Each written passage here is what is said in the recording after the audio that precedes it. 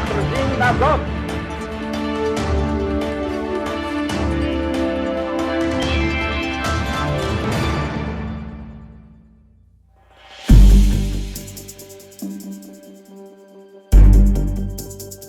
The recent spate of reports warning of a looming humanitarian crisis in Gaza underscores the painfully obvious.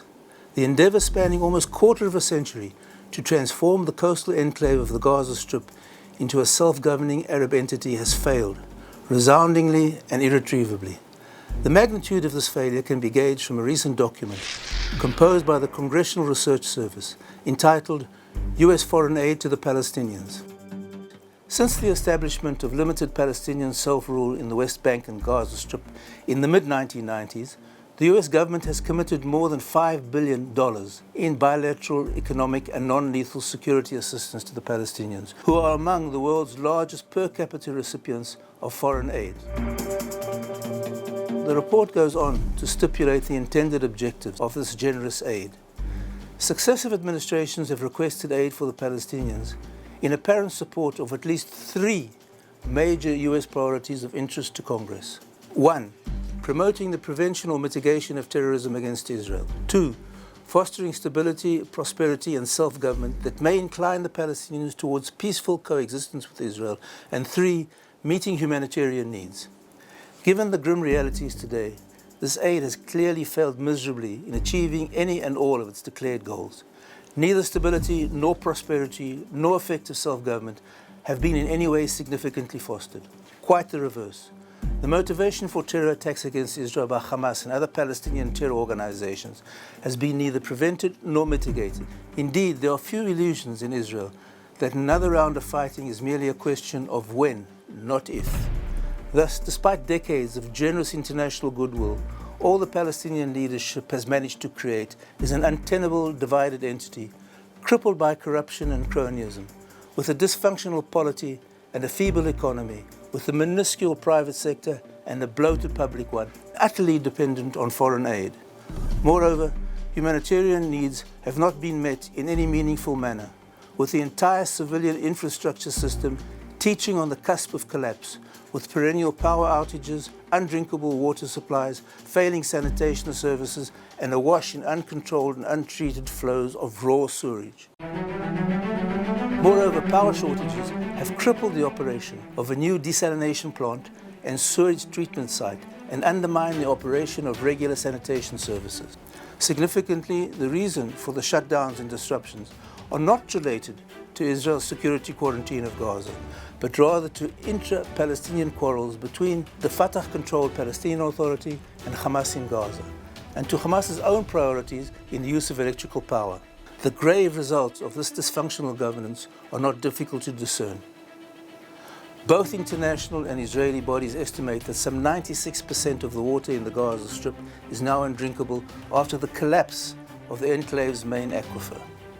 Thus, with much of the sewage conveyance pipes in a state of disrepair, leaking into the coastal aquifer, Gaza's sole source of natural water, with the aquifer itself being depleted at 3 times its recharge rate from rainfall, with massive flows of untreated sewage channeled directly into the sea, making the beaches and swimming a distinct health hazard. The future prospects for the average Gazan look bleak indeed, with little hope for improvement on the horizon. Of course, many of Israel's detractors will attempt to lay the blame for this dismal situation on the occupation and the siege.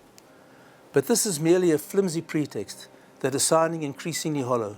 Indeed, as mentioned, the entire crisis is the result of intra-Palestinian decisions regarding resource allocation and taxation, as unequivocally confirmed by examining just how the Palestinian Arabs in Gaza have chosen to invest their energies and divert their resources. Thus, high-level Israeli sources reveal that Hamas was seizing over 90% of cement supplies entering into Gaza for its own purposes, such as the construction of terror tunnels. Moreover, Hamas's efforts were not confined to underground terror installations. The organization invested considerable effort in replenishing and enhancing its overhead weaponry. Thus, Hamas Political Bureau member Fathi Hamad proudly informed Al-Aqsa TV, "Our jihadi Izzadil al-Qassam units have become an army. Allah be praised. This army has its own industry. there are advanced missiles. If you look into the missile or weapon industries of developed countries, you will find that Gaza has become a leading manufacturer of missiles among Arab countries.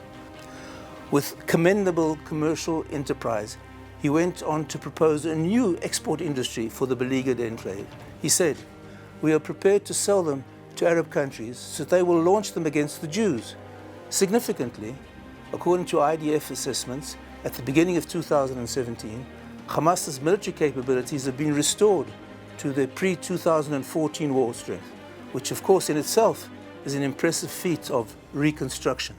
So, despite Israeli restrictions, it appears when mobilizing against the hated Zionist entity is concerned, Gazans seem able to find the ingenuity and the productive energies that evidently elude them in other fields of endeavor.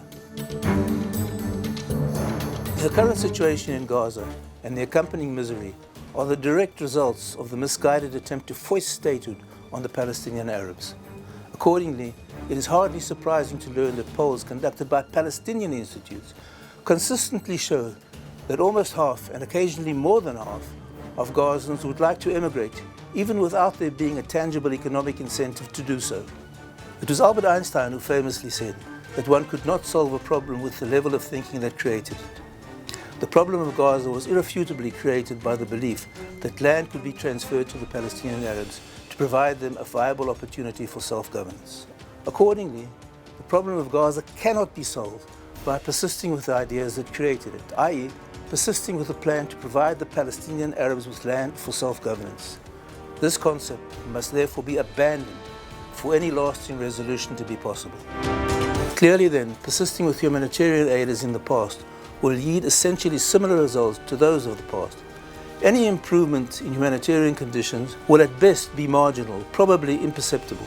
The only real way to alleviate the humanitarian crisis in Gaza is to offer the Gazans what they really want: a better life elsewhere, out of harm's way, free from the clutches of the cruel, corrupt cliques who have led them from disaster to disaster for decades. Rather than pouring millions into inoperative desalination plants and rusting sewage treatment works, the aid should be in the form of generous individual relocation grants to allow non-belligerent Palestinians to seek a safer, more secure future elsewhere, outside the circle of violence that inevitably awaits them if they stay. This should be the real humanitarian effort to effectively eliminate the suffering in Gaza. This should be the call to the international community. Let their people go.